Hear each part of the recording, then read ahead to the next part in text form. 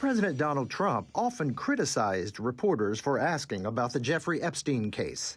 But I don't understand why the Jeffrey Epstein case would be of interest to anybody. It's pretty boring stuff. It's sordid, but it's boring. But late Thursday, the president posted his order to have Attorney General Pam Bondi ask a judge to release pertinent grand jury testimony related to the deceased convicted sex offender. Bondi responded, saying she would ask the court to consider unsealing transcripts that are sealed by law. Nothing about Epstein. I'm not going to talk about Epstein.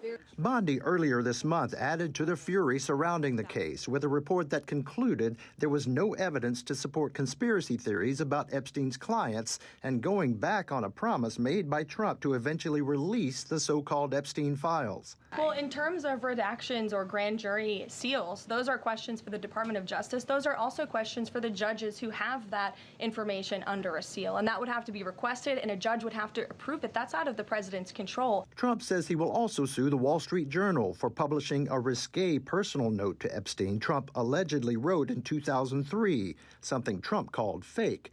The Epstein case has fractured Trump's support in his MAGA movement and ignited debate on Capitol Hill. Obviously, they opened these files, they saw some secrets they didn't want to disclose to the public, and so now they're doing all this double talk and distraction. They ought to go ahead and just open the files and do what they told their supporters they would do, even if it makes somebody of theirs look bad. Honestly, if the Democrats were serious about this issue, they wouldn't have waited 4 years to bring it up. This is all politics. We need to be worrying about the victims in this thing, and we need to worry about justice. The debate around the Epstein files will not be settled soon, as a judge will take time to decide on what to release, and it will likely be a small sliver of the evidence that was gathered in the case. Craig Boswell, TRT World, Washington.